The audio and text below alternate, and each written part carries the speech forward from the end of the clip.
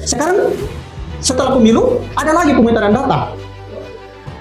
Publik bertanya, apakah tujuan dari pemutahiran Salah data satunya ini adalah ya, mengambil daftar pemilih tetap di pemilih terakhir. ya, jadi Nah. timbul lagi sebuah pertanyaan. Apakah memang program KPU ini, pemutahiran data berkelanjutan ini, salah satu persiapan untuk pelaksanaan pesta demokrasi Ya, selanjutnya? tahapan harus berlangsung. Itu yang kita harus berhitung mungkin di awal 2027 tahapan itu akan dimulai. Tahapan pileknya akan dimulai. Nah, kami lihat bahwa yang namanya data pemilih ini adalah bagian dari demokrasi yang sangat vital. Bagian Saya coba memperdalam lagi terkait pasca pemilu. Tadi seperti yang disampaikan oleh sahabat bahwa ada lagi tahapan yang namanya pemutahiran data. Ini kan menjadi persoalan di pemikiran masyarakat. Di pemilu kemarin sangat jelas tahapannya sampai ke final penetapan DPT, daftar pemilihan tetap, dan itu dianggap sah, dan itu dianggap bahwa itu yang bersyarat mengikuti mengikuti pesta demokrasi, memberikan hak suaranya secara sah. Sekarang setelah pemilu ada lagi pemetaan data. Publik bertanya, apakah tujuan dari pemutahiran data ini? Iya, saya kira sudah final di tahapan demokrasi kemarin, sehingga diselenggarakan pemilihan pemungutan suara secara langsung oleh masyarakat. betul. Sahabatnya terkait itu,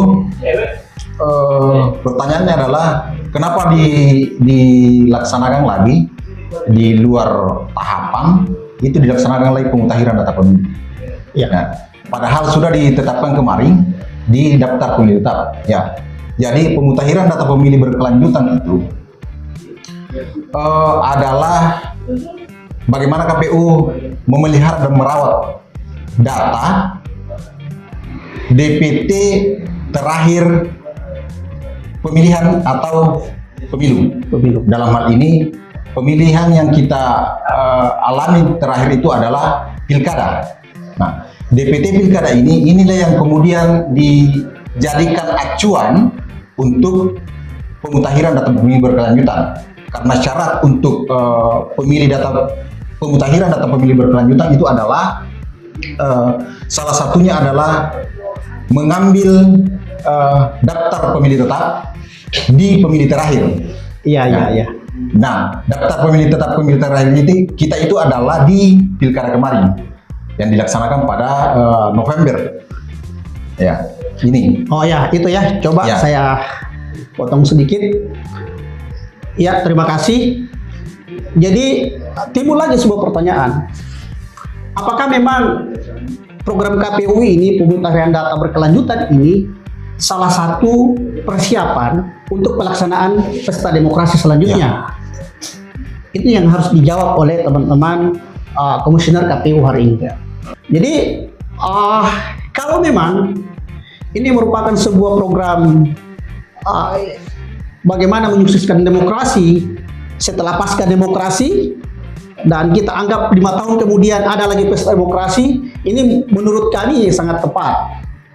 Dan harapan masyarakat bahwa dengan pemutahiran data berkelanjutan ini tidak ada di sana semacam hak-hak suara masyarakat yang dihilangkan begitu. Selanjutnya kita masuk ke pertanyaan atau persoalan-persoalan selain dari kerja-kerja pemilu setelah pasca demokrasi.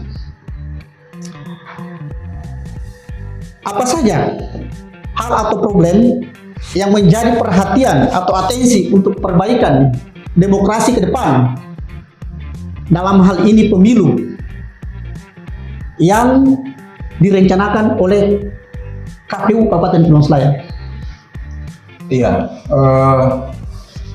Terkait agenda kita ke depan, memasuki awal tahapan di Pileg itu 2029 kita melaksanakan pemilu, berarti 20 bulan setelah dilaksanakannya pemilu, maka itu tahapan harus berlangsung. Jadi kita berhitung mungkin di awal 2027 tahapan itu akan dimulai, tahapan Pilegnya akan dimulai. Pemilihan legislatif dan pemilihan presiden, kalaupun usulan dari teman-teman koalisi masyarakat sipil itu digolkan untuk dipisah antara pemilihan nasional dengan pemilihan daerah. Nah, rencana kita untuk bagaimana melihat demokrasi dalam hal ini adalah bagaimana melihat Pileg dan pilkada ini berlangsung baik. Tentunya ya itu tadi, salah satunya adalah kita sebagai penyelenggara teknis di Komisi Pemilihan Umum yang menangani segala tetek bengek terkait dengan pemilihan dan pilkada, maka salah satunya itu bagaimana kemudian kita bisa memelihara dan merawat data pemilih. Nah, karena kita tahu Bung Jo bahwa yang namanya data pemilih ini adalah bagian dari demokrasi yang sangat vital, bagian dari demokrasi yang sangat urgensi. Ya, karena kita di Indonesia sebagai negara demokrasi yang menganut istilahnya election vote, maka ada 4 unsur yang sangat berperan di situ. Yang pertama adalah untuk berlangsungnya demokrasi ini atau pemilihan ini baik Pileg maupun pilkada. 4 unsur itu, yang pertama adalah kita mesti tahu harus ada yang namanya konstitusi. Nah, kalau kita berbicara di KPU, maka ada namanya Undang-Undang 7 tahun 2017. Ya. Kemudian turunannya ada peraturan KPU atau kita kenal dengan PKPU. Kemudian selanjutnya ada surat dinas, surat edaran dan lain sebagainya. Itu unsur yang pertama, yang paling sangat urgent terkait bicara kita demokrasi dalam hal pemilihan dan pilkada. Unsur yang kedua adalah harus ada peserta.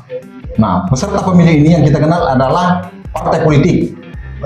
Nah, partai politik adalah peserta pemilu. Kemudian ada calon presiden dan wakil presiden, ya. Kemudian ada calon bupati, wakil bupati. Kemudian di tingkat kota ada calon wali kota dan wakil wali kota. Kemudian di DPRD tingkat daerah. Nah, unsur yang ketiga adalah yang sangat penting juga adalah terkait dengan penyelenggara pemilu. Ya, jadi harus ada penyelenggara pemilu. Nah, yang kita kenal hari ini adalah Komisi Pemilihan Umum, yang kedua adalah Bawaslu, yang ketiga adalah DKPP. Nah, ini unsur yang harus yang mutlak harus ada. Yang keempat adalah terkait kaitannya dengan data pemilih ini, yaitu harus ada pemilih, kita semua masyarakat yang terdaftar atau yang bersyarat untuk menjadi pemilih. Jadi 4 unsur inilah yang menentukan kita sebagai negara demokrasi untuk melaksanakan pilkada dan pileg. 4 unsur ini yang sangat mempengaruhi.